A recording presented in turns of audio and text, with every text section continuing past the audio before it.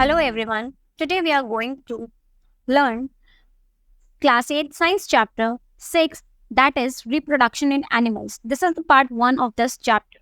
So before starting the chapter, as usual हम start करेंगे with the MCQ question, and the question is reproduction is essential for living organisms in order to reproduction क्यों ज़रूरी है living organisms में. Option है continue their species, उनके species को continue रखने के लिए. Option B maintain growth, growth को मेंटेन करने के लिए लिविंग ऑर्गेनिजम्स की. Option C fulfil their energy requirements, energy requirements को पूरा करने के लिए. And the last option is keep the individual organism alive, जो ऑर्गेनिज्म है उसको जिंदा रखने के लिए. सो आप इस वीडियो को अगर ध्यान से देखेंगे तो आपको वीडियो के एंड तक इस क्वेश्चन का आंसर मिल जाएगा. सो प्लीज मुझे कमेंट बॉक्स में इस क्वेश्चन का आंसर जरूर दीजिएगा. तो हम वापस आते हैं अपने चैप्टर पे कि रिप्रोडक्शन जो है वो क्या है, किस लिए ज़रूरी है, एंड द प्रोसेस क्या होता है रिप्रोडक्शन का एनिमल्स के अंदर. जैसे कि हमने प्रीवियस क्लासेस में हमने प्रोसेस पढ़े थे डाइजेशन के, हमने प्रोसेस पढ़ा था ब्लड सर्कुलेशन का, हमने प्रोसेस पढ़ा था रेस्पिरेशन का कि सांस कैसे लेती है बॉडी. बट हमने एक और चीज़ पढ़ी थी, वो थी रिप्रोडक्शन. बट हमने प्रीवियस क्लास में जो पढ़ा था रिप्रोडक्शन, वो पढ़ा था सिर्फ प्लांट्स के अंदर. बट इन दिस चैप्टर हमें पढ़ना है रिप्रोडक्शन किसका, एनिमल्स का, ह्यूमंस का. और अब रिप्रोडक्शन है क्या तो हमें रिवाइज करना तो ज़रूरी है एक बार. Reproduction is essential for the continuation of species. क्यों ज़रूरी है रिप्रोडक्शन, यहाँ पे आपको आंसर मिलता है कि रिप्रोडक्शन जो है वो क्यों ज़रूरी है. क्या है रिप्रोडक्शन, रिप्रोड्यूस क्यों करा जाता है. ये स्टार्ट करने से पहले ये छोटी सी एक्टिविटी है जिसे हम करेंगे, समझेंगे, ताकि हम जान सके कि रिप्रोडक्शन हमारे लिए क्यों ज़रूरी है. ओके, आप देखिए ह्यूमन जो होते हैं उसमें जो उनके यंग वन होते हैं, जो उनके बेबीज होते हैं, उनको हम बेबी बोलते हैं. कैट जो होती है उसके यंग वन को या उसके स्पीशीज को आगे उसको क्या बोलते हैं, उसको हम बोलते हैं किटन. इसके बाद जो डॉग होता है उसके यंग वन को हम पपी बोलते हैं. बटरफ्लाई के यंग वन को हमने पढ़ा है जैसे लार्वा बोलते हैं. हेन के यंग वन को चिक यहाँ पे दिया हुआ है. काउ के यंग वन को हम काफ बोलते हैं. एंड फ्रॉग का जो यंग वन होता है, जो उसका ऑफस्प्रिंग होता है, उसको हम बोलते हैं टेडपोल. कितना डिफरेंस है देखिए इन सबके नाम में. तो आप देखिए सभी यहाँ पर जित जो भी कैटेगरी में यहाँ पे दिए हुए हैं, ह्यूमन, कैट, डॉग, बटरफ्लाई, हेन, काउ, फ्रॉग, ये सब जो है अपने यंग वंस को रिप्रोड्यूस करते हैं. तो रिप्रोड्यूस करते हैं इसका मतलब ये ज़रूरी है. क्यों ज़रूरी है, कॉन्टिन्यूएशन ऑफ स्पीशीज. जो जैसे हम हैं, मान लीजिए जैसे ह्यूमन है, तो ह्यूमन को अपने जैसा एक सेम स्पीशीज, अपने जैसे हमारे फीचर्स हैं, हमारी जो क्या बोलते हैं बॉडी टाइप है, उसी तरीके के एक स्पीशीज को प्रोड्यूस करने के लिए रिप्रोडक्शन करना ज़रूरी होता है, ताकि हम कंटिन्यू कर सके अपने आप को अपनी फ्यूचर जनरेशन्स में. सो ये क्लियर हो गया होगा कि रिप्रोडक्शन क्यों ज़रूरी है. अगर हम रिप्रोड्यूस ना करें तो क्या होगा, दिस इज द क्वेश्चन, कि अगर हम रिप्रोड्यूस ना करें तो क्या होगा. कि अगर हम रिप्रोड्यूस नहीं करेंगे तो मतलब हमारे जैसे सिमिलर इंडिविजुअल्स हैं, या हमारे या जैसे कैट है, डॉग है, बटरफ्लाइज है, हेन है, काउ है, फ्रॉग है, ह्यूमन है, अगर ह्यूमन के बेबीज ह्यूमन प्रोड्यूस नहीं करेगा तो वो आगे फ्यूचर जनरेशन कैसे बढ़ेंगी, नहीं बढ़ पाएंगी ना अगर हम रिप्रोड्यूस ना करें. तो इसलिए जो रिप्रोडक्शन है वो बहुत ज़्यादा ज़रूरी होता है. अब ज़रूरी होता है तो उसको करने का तरीका भी होता है. अब वो किस तरीके से किया जाता है वो हम जानते हैं कि मोड्स क्या होते हैं रिप्रोडक्शन के. इट इज़ वेरी इंपॉर्टेंट, और इसको ध्यान से पढ़ना भी इम्पॉर्टेंट है. क्यों, क्योंकि अगर हम किसी भी चीज़ के मोड्स को नहीं जानेंगे, मान लीजिए मुझे ट्रांसपोर्ट करना है एक जगह से दूसरी जगह. ट्रांसपोर्ट आप सभी ने पढ़ा होगा कि एक जगह से दूसरी जगह जाना है, तो अगर हमें मोड्स ऑफ ट्रांसपोर्टेशन ही नहीं पता कि मैं बस से जाऊँ या मैं साइकिल से जाऊँ, मैं कैसे जाऊँ, तो वो जो जर्नी है वो क्या हो जाएगी, मुश्किल हो जाएगी। ठीक है? तो इसी तरीके से मोड्स ऑफ रिप्रोडक्शन को जानना ज़रूरी है, ताकि हम जान सकें कि जो रिप्रोडक्शन है उसका जो प्रोसेस है या जो पूरा का पूरा एक साइकिल है वो किस तरीके से ह्यूमन्स में या एनिमल्स में होता है। तो हम स्टार्ट करते हैं। अब देखिए, आपने देखा होगा कि जो प्लांट्स होते हैं या एनिमल्स होते हैं, इसमें वो किस तरीके से रिप्रोड्यूस कर रहे हैं, sexual reproduction and asexual reproduction. So these are the two modes by which reproductions take place. इसके अलावा कुछ भी नहीं है, ये दो मेथड्स होते हैं, मोड्स होते हैं, जिससे रिप्रोडक्शन जो होता है वो एनिमल्स में और प्लांट्स में होता है। तो प्लांट्स और एनिमल्स का जो रिप्रोडक्शन है वो इन्हीं दो मेथड से हमें देखने को मिलता है। सो सबसे पहले जो हम पढ़ेंगे वो पढ़ेंगे सेक्सुअल रिप्रोडक्शन। अब सेक्सुअल रिप्रोडक्शन क्या होता है, कैसे होता है, उसके बारे में हम जानते हैं। देखिए, सबसे पहले जब सेक्सुअल रिप्रोडक्शन होता है तो एक पॉइंट बहुत इंपॉर्टेंट है कि इसमें हमें दो तरीके के रिप्रोडक्टिव जो पार्ट्स होते हैं उनकी ज़रूरत होती है रिप्रोड्यूस करने के लिए। टू पेरेंट्स जो होते हैं उनकी नीड होती है, एक होता है मेल एंड एक होता है female. Two parents are needed for the sexual reproduction. ठीक है, क्लियर हो जाएगा ये कि टू पेरेंट्स जो हैं वो हमारे पास नीडेड है for the sexual reproduction. One is male and another one is female. So animals में भी ऐसे ही होता है, मेल एंड फीमेल जो रिप्रोडक्टिव पार्ट्स होते हैं पेरेंट्स के, उन्हीं के थ्रू जो होता है सेक्सुअल रिप्रोडक्शन किया जाता है। अब वो क्या क्या होते हैं वो हम देखते हैं, और किस तरीके से जो रिप्रोडक्शन होता है वो होता है। देखिए, the reproductive parts in animals also produce gametes that fuse to form a zygote। जो रिप्रोडक्टिव पार्ट्स होते हैं एनिमल्स के या ह्यूमंस के, वो प्रोड्यूस करते हैं गैमेट्स को, जो फ्यूज होते हैं आपस में। एक जो मतलब एक गैमेट है वो प्रोड्यूस करेगा मेल और एक गैमेट है वो प्रोड्यूस करेगा फीमेल। तो उनको जब फ्यूज करेंगे, उनको कंबाइन करेंगे, उससे जो फॉर्म होगा वो होगा zygote. This is called zygote. अब जाइगोट कैसे बन रहा है, एक गैमेट है मेल के पास, एक गैमेट है फीमेल के पास। जब ये दोनों कंबाइन हो जाएंगे तो इससे जो फॉर्म होगा वो होगा हमारा जाइगोट। ओके, सो जो जाइगोट होता है वही डेवलप होता है एक न्यू इंडिविजुअल में, और उसका पूरा एक प्रोसेस होता है। सो इस तरीके का जो रिप्रोडक्शन होता है बिगिनिंग से फ्यूजन तक through the male and female gamete, it is called sexual reproduction. अब सेक्सुअल रिप्रोडक्शन के बारे में हमने जाना कि सेक्सुअल रिप्रोडक्शन कैसे होता है, बट सेक्सुअल रिप्रोडक्शंस के जो होते हैं वो हमारे पास ऑर्गन्स होते हैं, किस ऑर्गन के थ्रू होता है, कैसे होता है ह्यूमन में, मेल का रिप्रोडक्टिव ऑर्गन कैसा होता है, फीमेल का रिप्रोडक्टिव ऑर्गन कैसा होता है, इसके बारे में हमें थोड़ा सा पढ़ना है। ठीक है, सो सबसे पहले हम जानेंगे मेल रिप्रोडक्टिव ऑर्गन्स के बारे में। मेल रिप्रोडक्टिव ऑर्गन्स के क्या पार्ट होते हैं और वो किस तरीके से होता है। देखिए, सबसे पहले जो मेल रिप्रोडक्टिव ऑर्गन होता है उसमें होते हैं पेयर ऑफ टेस्टिस। देखिए, यहाँ पे हम डायग्राम भी देखेंगे और ऊपर से समझेंगे भी। सो यहाँ पर पेयर होता है, सबसे पहले मेल रिप्रोडक्टिव ऑर्गन जो होता है उसको हम बोलते हैं पेनिस।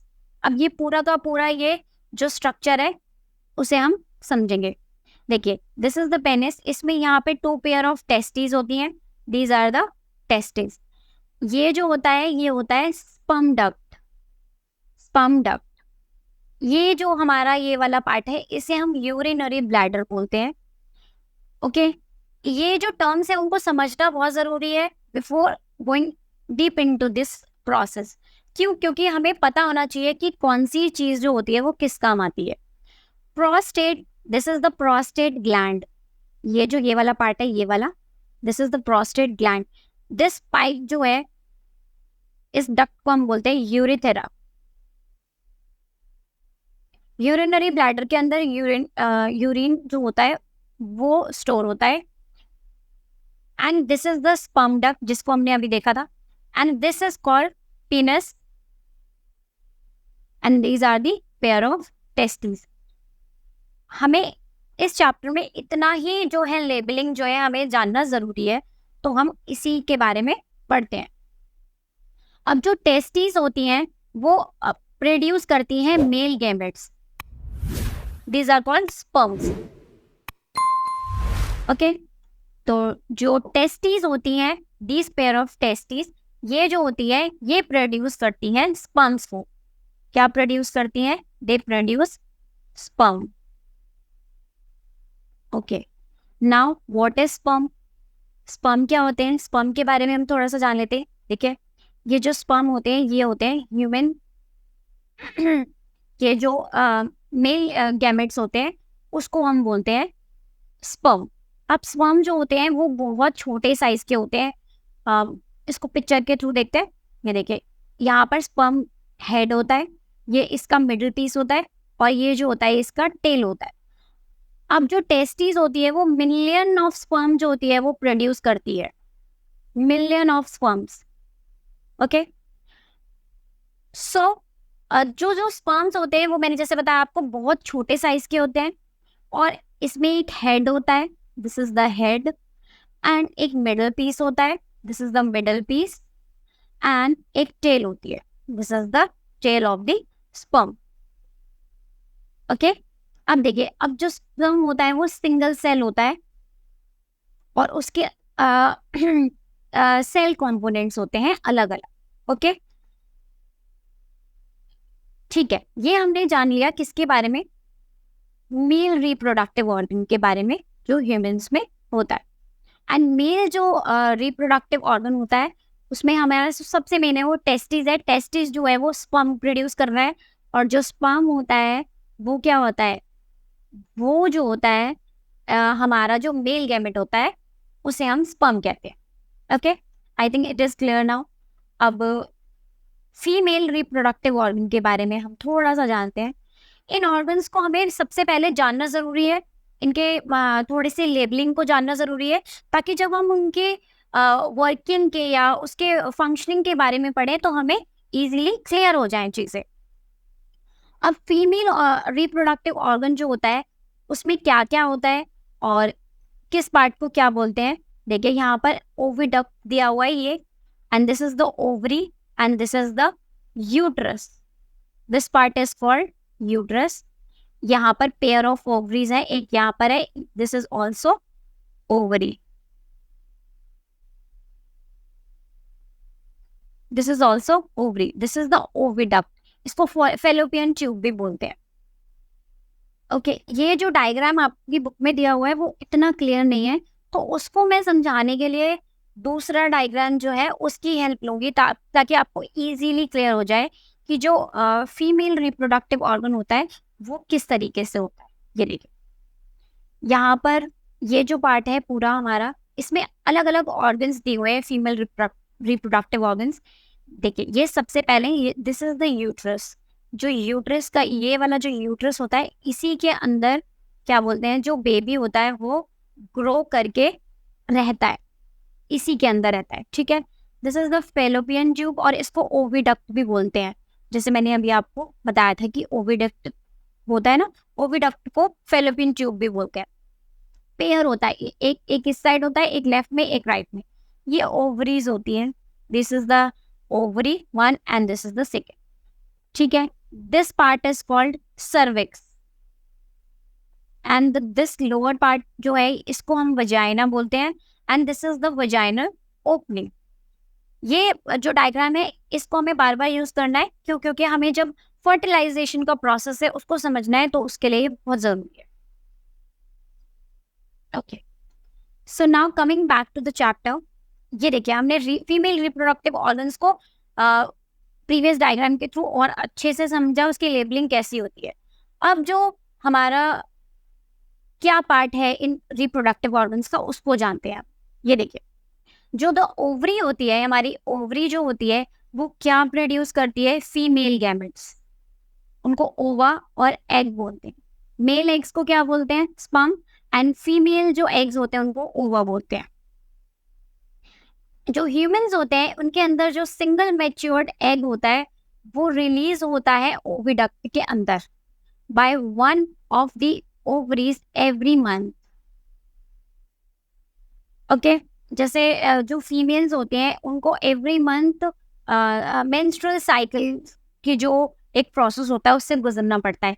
तो वो इसीलिए होता है, क्यों, क्योंकि जो फीमेल्स के अंदर कोई भी एक ओवरी होगी, वेदर इट इज लेफ्ट और राइट, वो मंथ में एक बार जो है वो एक एग को प्रोड्यूस करेगी, उसको सिंगल एग को रिलीज करेगी, वो मैच्योर होगा और वो यहाँ पर फेलोपियन ट्यूब्स के अंदर आ जाता है।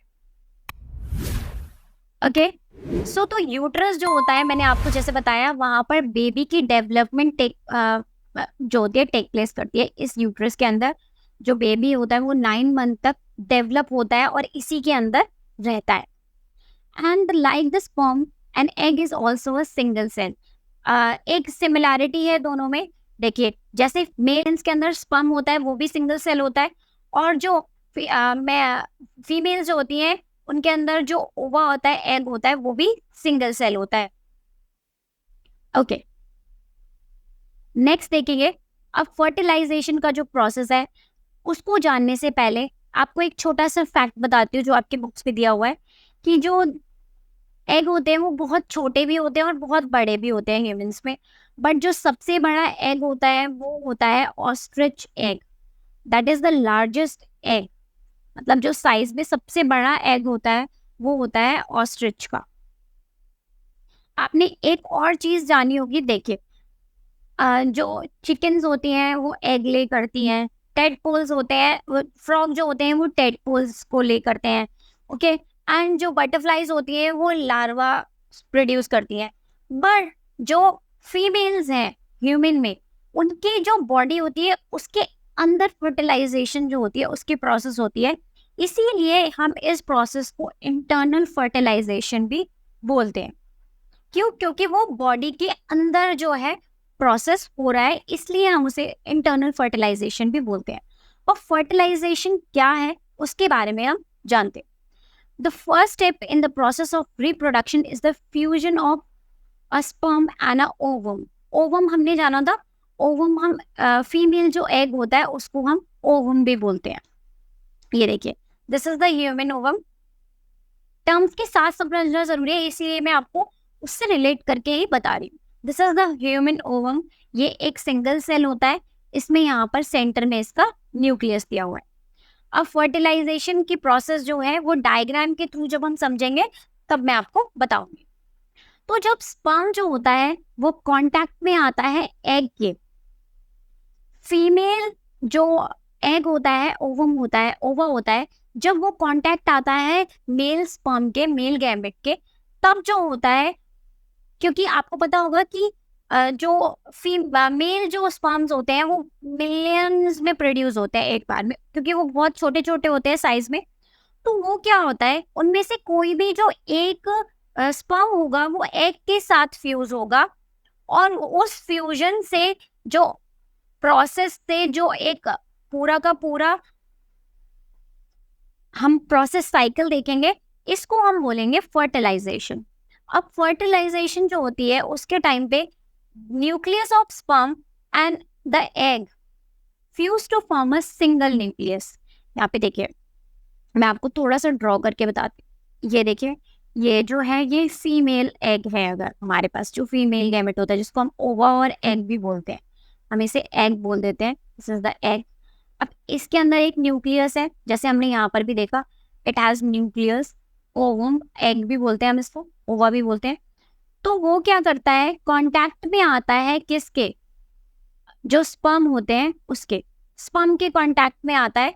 तो वो जो क्या होता है, दोनों का जो न्यूक्लियस होता है, एक न्यूक्लियस इसके पास है, एक न्यूक्लियस स्पर्म, एक जो स्पर्म है उसके साथ है। तो वो जब देखे, अब यहाँ पर this is the ovum, this is the egg, जब स्पर्म उसके साथ कांटेक्ट में आएंगे तो ये क्या करेंगे, उनका जो न्यूक्लियस है दोनों का वो कंबाइन हो जाएगा और उससे फॉर्म जो होगा वो होगा जाइगोट। क्या फॉर्म होगा उससे? जाइगोट। देखिए जैसे मैंने अभी बताया, तो इनके जो फ्यूजन से किसके, ओवा और एग, फीमेल ओवा और एग का फ्यूजन होगा जब स्पर्म के साथ, तब जो फॉर्मेशन होगी, रिजल्ट होगा वो होगा जाइगोट, फर्टिलाइज्ड एग, क्योंकि this is the process of fertilisation, right. So अब देखिए, अब जाइगोट जो है, आपको जानना जरूरी है कि क्या जाइगोट जो होता है वो उसी से एक न्यू इंडिविजुअल बन जाता है? No, this is the start. ये जो प्रोसेस होता है वो स्टार्ट होता है।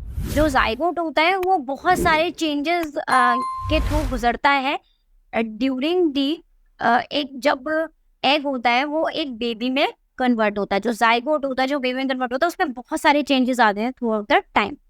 तो the process of fertilisation is the meeting of an egg cell from the mother and a sperm cell from the father.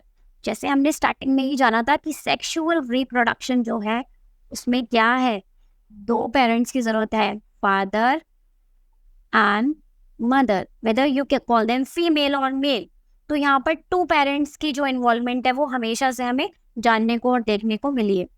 Female है जो मदर है, उससे हमें एग सेल मिलेगा, ओवा मिलेगा, और जो फादर है उससे हमें स्पर्म सेल मिलेगा। तो उससे क्या होगा, एक न्यू इंडिविजुअल फॉर्म हो जाएगा दोनों के फ्यूजन से।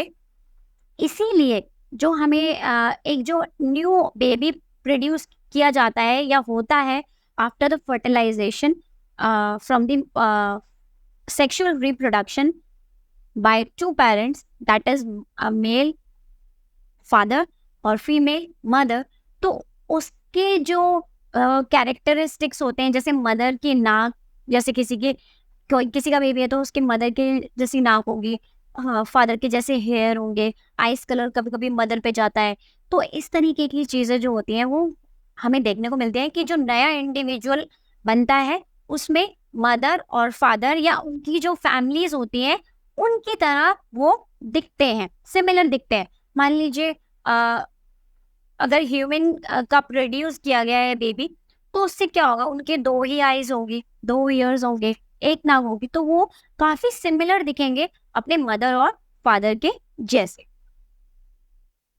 ओके, सो फर्टिलाइजेशन जो टेक प्लेस करती है इंटरनल बॉडी के अंदर, तो इस प्रोसेस को हम इंटरनल फर्टिलाइजेशन बोलते हैं, और ये हमें एनिमल्स में और ह्यूमंस में दिखाई देती है। ठीक है, so this is the end of this chapter.